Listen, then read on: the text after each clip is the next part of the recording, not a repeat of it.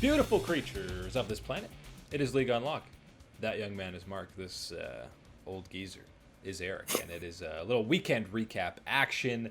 LCS, LEC, LPL. Plenty of action to get across. And as the norm, we start in the No Achievement League, North America. And, Cloud9's always where you got to start. We got a little bit of fun this week. Did a bit of a poll on YouTube, Mark, asking the people how many games they think Cloud9 will drop in the regular season.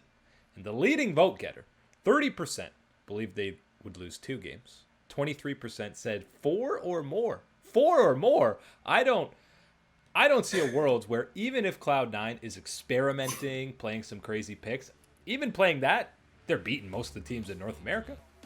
If not all of them. The problem with that idea of picking 4 or more is it's not about Cloud9's performance or whether they can maintain the level of play. I don't think that we have enough in North America to challenge them to pick up those wins elsewhere in this league. From what I've seen so far, this was one of those weekends where I was really hoping. I know, again, you hope every weekend, but you come to this one, and I thought, you know what? Let's see this kind of top 4 or 5 teams solidify themselves as, you know what, these are okay squads. These are squads that you can believe in. And it really was not a good answer if that was what you were looking for this weekend, what you wanted to see, because there's a lot more of middling play, a lot more mistakes and things that you wouldn't be seeing or that we're not seeing, at least from the top level teams in the LEC or other regions. Blabber looked even crazier this week. He there's the one play where he jumps in 1v3, gets 2 kills and lives, and I was like, you know what? I'm gonna be honest. I did not see that play. I did not see the outcome of you flashing into 3 guys, killing 2 and escaping. So he's at MVP level again. Cloud9 looks great again across the board. Pretty much any week you're going to highlight somebody who probably doesn't even die in both of their matches. They moved to 4-0, and the main competitor for them, you were kind of saying, okay, EG, they got that match against Cloud9. They immediately get completely smacked. Blabber and Svenskeren showcase the biggest jungle difference that we've seen in 2020 summer. But credit to EG. They bounced back in a big way and put up a dominant performance against Team Liquid. These are the 2 teams that are kind of vying for that second place behind Cloud9, a distant second. But EG takes the head-to-head. Still got to talk about them probably in that conversation. That's the unfortunate thing when you look at this matchup. This was the one that I wanted Team Liquid to come out on top of and make a statement type of situation. Of course, I like seeing the Evil Geniuses and the success that they build off of in the spring split. Now continuing, it seems that this roster is going to continue that flow into summer. But I really wanted to see Team Liquid make a statement victory here, as well as the one that they made earlier on in week 1 against TSM. Getting this one here would be quite the statement of, again, Team Liquid is back. They are one of the very top teams, and they were going to show that, look, if they had kept that record clean in that Evil Genius match, you would be talking about them as the one to emerge from this weekend to give you that hope of, look, we've got Cloud9 that you can bet on them, but look, we've got another squad that's going to come through and provide good level of play. Team Liquid is very close to that, but this was enough of a slip up that you hesitate on saying that. Yeah, not getting a turret in a match is that's tough. But there's a bunch of these 3-1 teams now. EG and Team Liquid definitely leading the way, but FlyQuest a great 2-0 with Mashme. Remember Mashme? This guy played in the debut of the LCS with Good Game University. He's still around. He got Aphelios, which means you look world class, because when you play Aphelios, you look world class. Doesn't really matter who you are. I've got more questions about TSM saying, you guys can have 200 years, no problem. We don't need it. We'll take the Syndra flex, because everybody knows that the Syndra is dangerous in every role on TSM, not just Bjergsen, which, yeah, it's just Bjergsen, guys. This is one of those ones where I don't want to jump on it too much because, again, talking about TSM, I liked the creative picks coming through. I think maybe you need to pick your opportunities a little bit better, but certainly like to see some of these creative champion picks come through. But man, Double Lift playing Syndra down in the bot lane, I know it's a counter to Aphelios, or as much as a counter can be to 200 years of Riot's development. It's no malfight. Yeah, exactly. It's pretty close, I guess, sometimes. Talking about that TSM, they're not one of these 3-1 teams. They're not a team that you have a ton of confidence in right now, as you shouldn't. But yeah, it was Tank Fiddles weekend. Both games. Bjergsen busted out in the mid lane.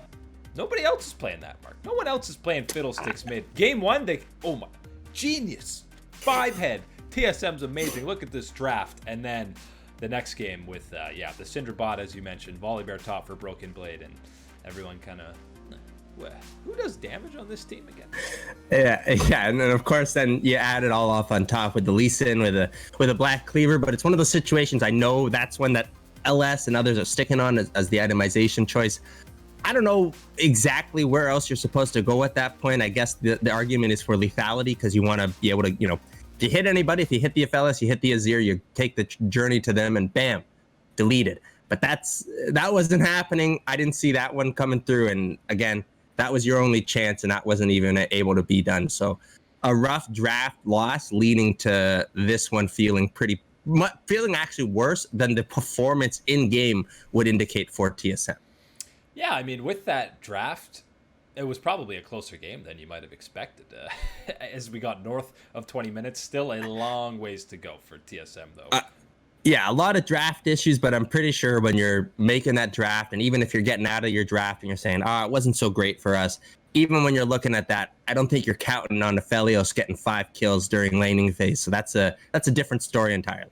I mean, I always expected Mashme to completely annihilate double lift in the bot lane. Come on, that would have been obvious. That's what we've been seeing history, right? Yeah. CLG also shot out 3-1, 2-0 week for them. CLG already matched their win total from last year. We knew they'd be better, and they're showcasing it so far. A couple teams that haven't looked better are the 2 winless squads. We got the beautiful matchup of 100 Thieves versus Immortals to close out the weekend. And the real question I'm looking at here is now the 2 0-4 squads, Immortals and Dignitas. Who's making a roster move first? Because the obvious one is, why isn't Xmithy playing? Why is Xmithy not on the roster? Why is he not starting? But you tell me. I unfortunately, both of us have watched every single Immortals game this summer split. You tell me, Xmithy coming in is not enough of a difference maker or a change up or whatever to turn this ship around for the Immortals, and to, let alone turn the ship around from 10th to 9th, I don't think is even possible with this type of move right now and what you're seeing from the play. When you're talking about Dignitas on the other side, I'm not 100% certain on some of the changes that you might be able to make through. Maybe you think about swapping through. Lorlo, immediately. Put him in. I was going to say, that's the one that you might think of, but I don't know if are you going to bring Lorlo up, and are you going to want to bring Dardoch up at the same time type of, combo as far as bringing them through and the synergy that they can bring. I don't know if that's necessarily the move, because I still have a little bit of faith here in Acadian and the job that he can do in the starting role, but you're absolutely right. As far as top lane has been for Dignitas so far, Viper has not filled that role well. Neither has Froggen. I mean, he had one of the most underwhelming LeBlanc games that we've seen this year in the LCS, and that's saying something when you're talking about the LCS. He was just invisible the majority of that game. Both of these teams, I don't see them climbing out of that 9-10 spot as the season goes on. Maybe they can jump over somebody like 100 Thieves, but at least 100 Thieves always have someday. They have at least one player where you can say, yes, not only is he a starting caliber player, he would be a starting caliber player on almost any roster in the league. The other two teams, yeah, they don't have that. Yeah, thankfully it's not a 9 or 10 team playoffs in North America this summer, because even 8 is of course, as we like to meme about, quite a stretch. But these two getting into that, if these two get into that picture of the top 8, that is a dangerous world for North America, if that's the level of play that we're putting out. It would be a very dark timeline if we got this version of Immortals playing in the playoffs in North America.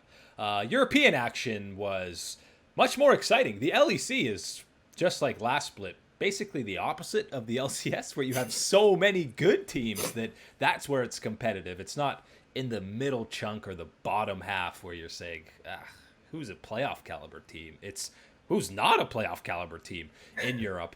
You had G2 absolutely bounce back this week. They played against Rogue to close things out, got a pretty convincing win that looked like the G2 of old. The biggest takeaway was, I swear, when Wonder is playing at a high level, that's almost the biggest change for G2 when they're like elite 3-time champion MSI champions. When Wonder is playing well, this is when the team reaches their absolute peak.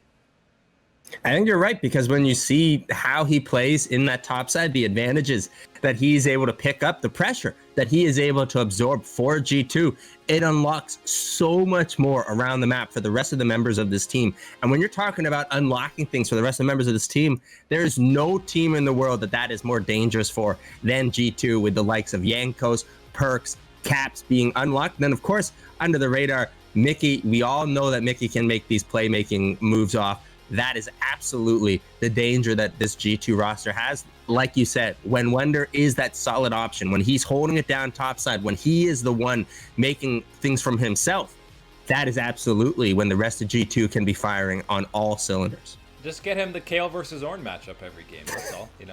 That should be easy enough. Felt bad for Finn because my man was down 7,000 gold. 7,000 gold in just a top lane matchup. That is not a fun time. But Rogue still look good. It's only their first loss of the split. They still haven't given up a Baron. They're still absolute world's contenders within Europe. The other big matchup, listen, we had TSM, Tank Fiddlesticks. Well, Fnatic said, let's go. Soraka bot, baby. Reckless having an incredible 3 games. He's playing the Syndra. We're slowly transitioning. Look, I can play Syndra. Look, I can play Soraka. Oh, no. Go back to the Syndra. Back to Syndra. We don't want the Soraka.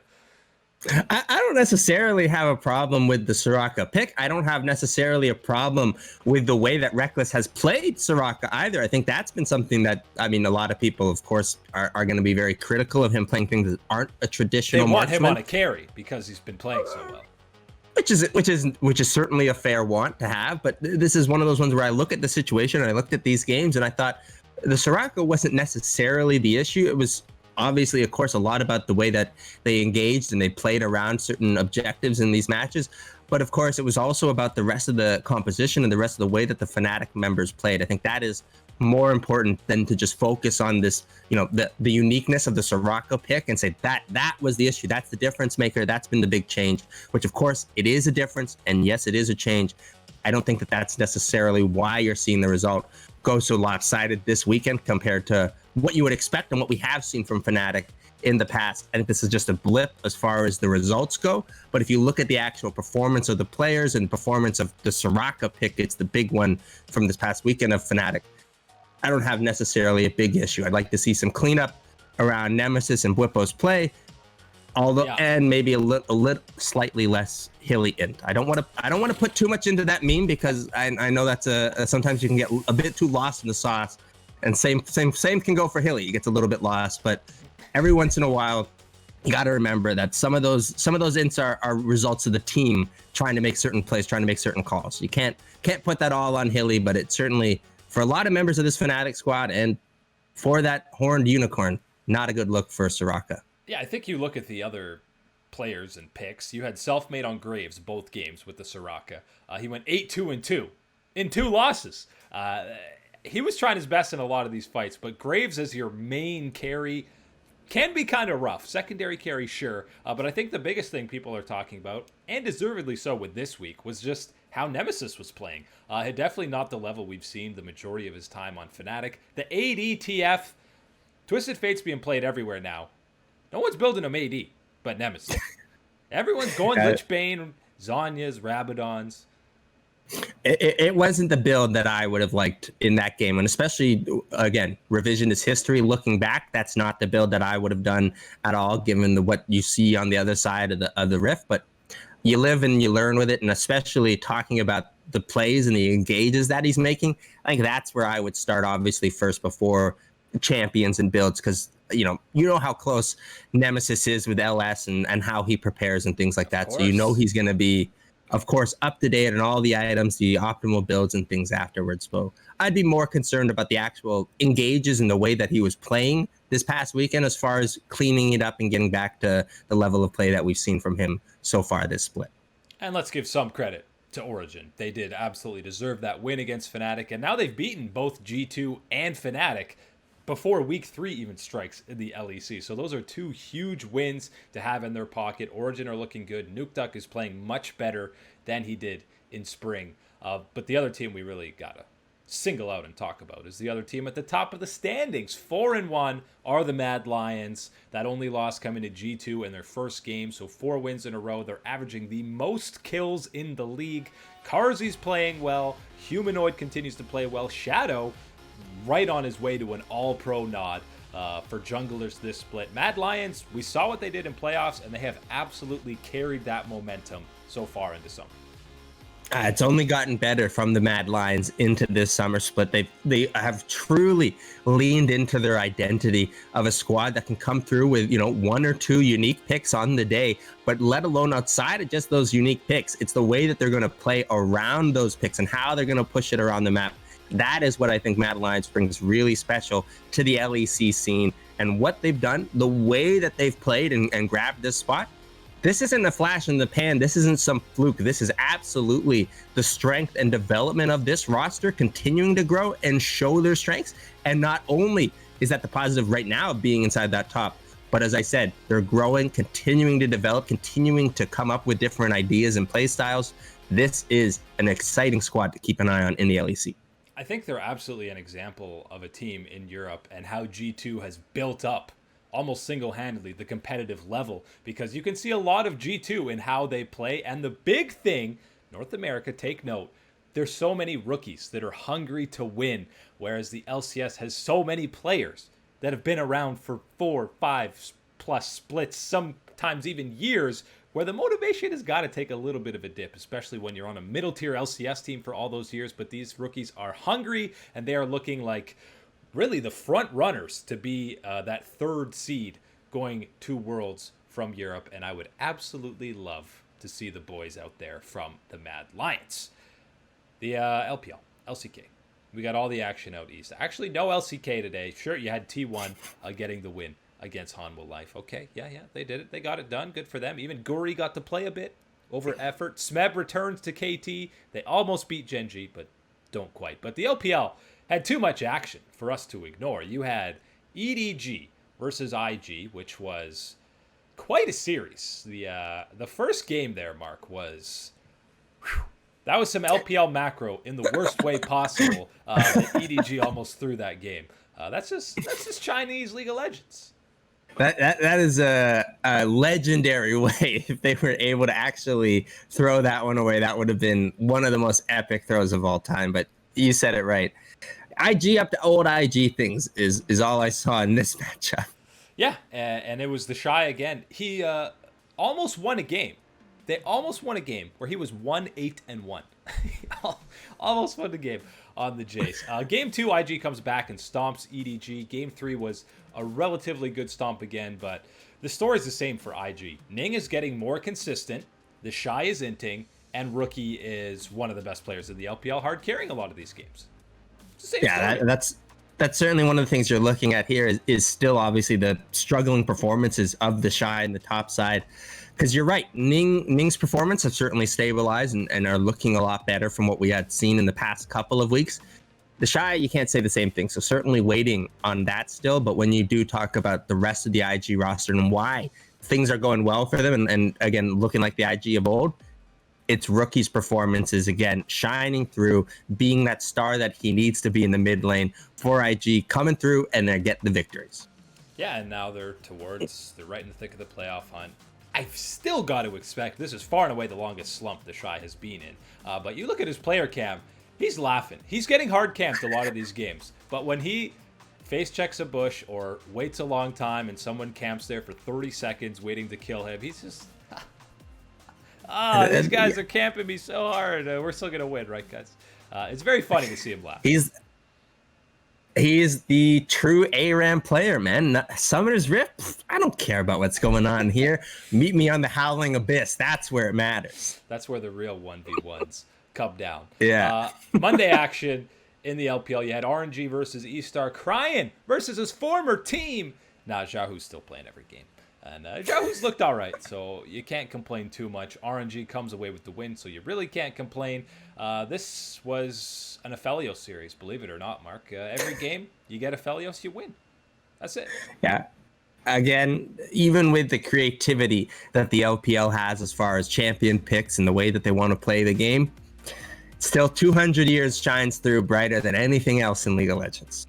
And it's amazing. He was so busted in spring that he was a huge storyline. But in summer, it's like, it's so broken. It's winning games that you should lose, winning fights that you should lose. The Shulka play with Inax, you had one in the next series we're going to talk about. These 1v2, 1v3s where any other AD carry in the game with the same items is just two-shot and does nothing. But Aphelios kills them both and survives. I think it's that lethal combo of, obviously, again, in the springtime, he was still 200 years, still gross. But the way that the items were balanced and the ones that he would be picking up weren't necessarily lined up in favor for this unbelievable, I'm going to call it the 2,000-year monster that we've got now with Aphelios, because it's not only the 200 years to make the design and development of this champion, it's the combination of how do you get Death Dance to the point that it's at right now, where someone like Aphelios can utilize it to the nutty tankiness, demonstrative damage that he can put through is crazy. He's breaking the game and going to make teams miss playoffs because they didn't pick it in one of these games. The most exciting storyline for me in the LPL right now has got to be the tale of PP God. PP God and Victory 5, the greatest name in the history of League of Legends. Victory 5 they're approaching it, Mark. They're approaching that 5th victory. They are 4-1 in second place behind only Top Esports, 9-4 record overall, and they're doing it. They revamped the entire roster. 3/5 of this is from the academy team from Suning. PP God was the academy team on FPX last split, and Mole, their mid laner, is the only returning member from last year. All these academy guys, and all of a sudden they're 4-1. It's the new E-Star, Mark. That's it. It's the new E-Star. You gotta love the LPL and some of the names that you get. Of course, you always start with the numbers 369. And what a wonderful combination! 957. And then of course, yeah, and then you can go all the way down the list to PP God. Like, this is what a wonderful world that we live in of League of Legends usernames. Whew, but you said it, Victory 5. It's a meme when we usually talk about them, and especially what they did in the spring split was arguably probably the worst performance that we've ever seen in an entire split from an LPL squad. This turnaround is crazy so far. And again, 4-1. So we're pumping the brakes a little bit. We still need to see some more. And there's a lot of good teams. Yeah, there's going to be some developments here, and as we get towards the tougher parts of the schedule for Victory 5. But look, 4-1. That's 4 more wins than I ever would have booked Victory 5 for this split. Listen, Wei has looked great at times on E-Star, but he's only looked half as good as Wei on Victory 5. He's twice as good, man. The name's twice as long. So that's what we get. He had an insane Nidalee today. Victory 5, 4-1. We're going to continue to monitor them throughout the split. Again, they have to actually beat some of the top tier teams within the LPL. But for now, things. Hey man, they're gunning for that 4th spot. That's it. Victory 5 taking the 4th spot, the Worlds. There we go. Victory 4th. They got to rename after what happens this split. But listen, I'm telling you, when they get that 5th win, I think the LPL is just going to have to disband or something. And as soon as they get that 5th win, you bet your bottom dollar that we'll be talking about them. But that is all the time today for League Unlocked. Mark and Eric here with you guys as always. Thanks for chilling out with us, and we will catch you on the flippity flop.